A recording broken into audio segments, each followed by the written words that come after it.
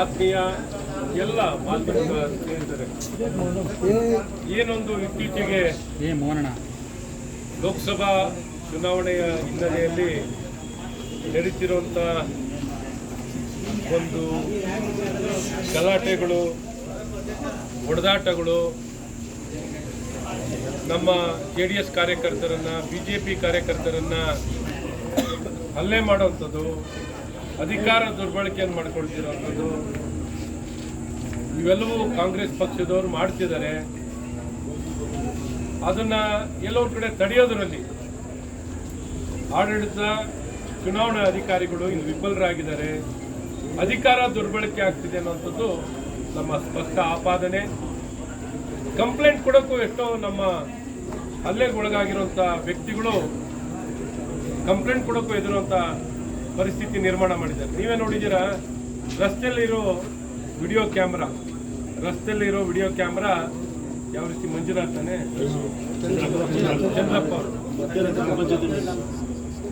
ಅವನ ರಸ್ತೆನಲ್ಲಿ ಒಂದು ದೊಡ್ಡ ಗುಂಪು ಹೇಗೆ ಹೊಡೆದ್ರು, ಎಲ್ಲ ಸೇರ್ಕೊಂಡು ಹೇಗೆ ಹೊಡಿತಾರೆ, ಅವ್ರು ಬದುಕಿದೆ ಹೆಚ್ಚು.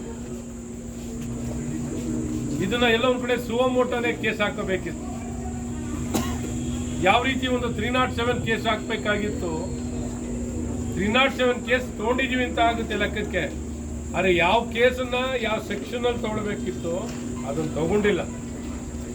ಏನ್ ನೆಪ ಮಾತ್ರಕ್ಕೆ ಒಂದು ಕಂಪ್ಲೇಂಟು, ಅವ್ರು ಹೊಡೆಯೋರಿಗೆ ಇನ್ನ ಹೊಡಿರೋ ಅನ್ನೋದಕ್ಕೆ ಅವಕಾಶವನ್ನು ಮಾಡಿಕೊಡ್ತಿದ್ದಾರೆ.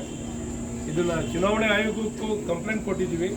ಇನ್ನೂ ಬಹಳ ಪ್ರಬಲವಾಗಿ ಕಂಪ್ಲೇಂಟನ್ನು ಕೊಟ್ಟು ಈ ರೀತಿ ಅಧಿಕಾರಿಗಳು ಅಧಿಕಾರ ದುರ್ಬಳಕೆಯನ್ನು ಮಾಡ್ಕೊತಿದ್ದಾರೆ.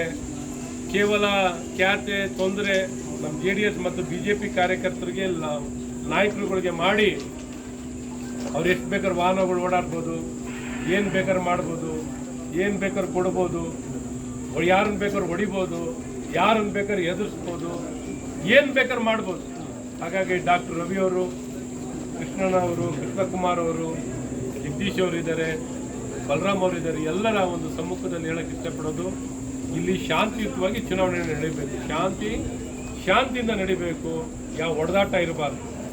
ಮತದಾನ ಮಾಡೋರು ಜನರು, ಮತದಾನ ಮಾಡೋಕ್ಕೆ ಜನ ನಿಶ್ಚಯ ಮಾಡಿ ಮತದಾನ ಮಾಡ್ತಾರೆ. ಈ ರೀತಿ ಎದುರಿಸುವಂಥ ಅವಕಾಶವನ್ನು ಕೊಡದೆ, ಯಾರನ್ನೂ ಹಲ್ಲೆ ಮಾಡಲಿಕ್ಕೆ ಅವಕಾಶವನ್ನು ಕೊಡದೆ ಕಾನೂನು ಸುವ್ಯವಸ್ಥೆನ ಕಾಪಾಡಬೇಕು.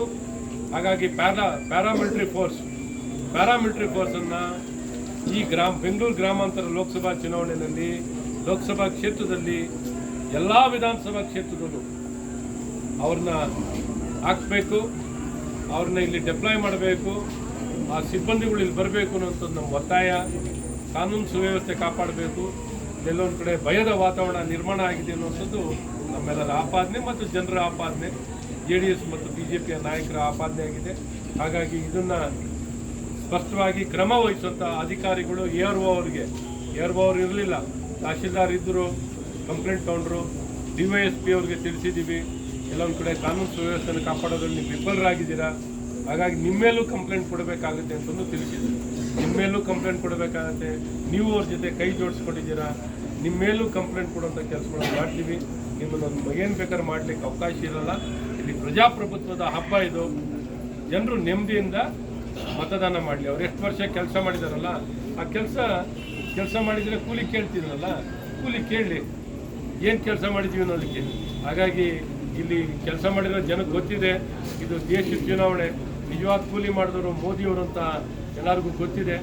ಮೋದಿಯವರು ಮಾಡಿರೋ ಕೆಲಸಕ್ಕೆ ಕೂಲಿ ಯಾರಿಗೆ ಕೊಡಬೇಕು ಅಂತ ಜನಕ್ಕೆ ಗೊತ್ತಿದೆ, ಇವ್ರಿಗೇನು ಮಾಡಬೇಕು ಅನ್ನೋದು ಜನಕ್ಕೆ ಗೊತ್ತಿದೆ. ಹಾಗಾಗಿ ಇವೆಲ್ಲವನ್ನು ಗಮನದಲ್ಲಿಟ್ಕೊಂಡು ಇವನ್ನೆಲ್ಲ ಕಾನೂನು ಸುವ್ಯವಸ್ಥೆಯನ್ನು ಕಾಪಾಡಿ ನೆಮ್ಮದಿಯಿಂದ ಜನ ಮತದಾನ ಮಾಡಲಿಕ್ಕೆ ಅವಕಾಶವನ್ನು ಮಾಡಿಕೊಡಿ ಅಂತ ಭಾಳ ಸ್ಪಷ್ಟವಾಗಿ ತಿಳಿಸಿದ್ದಾರೆ.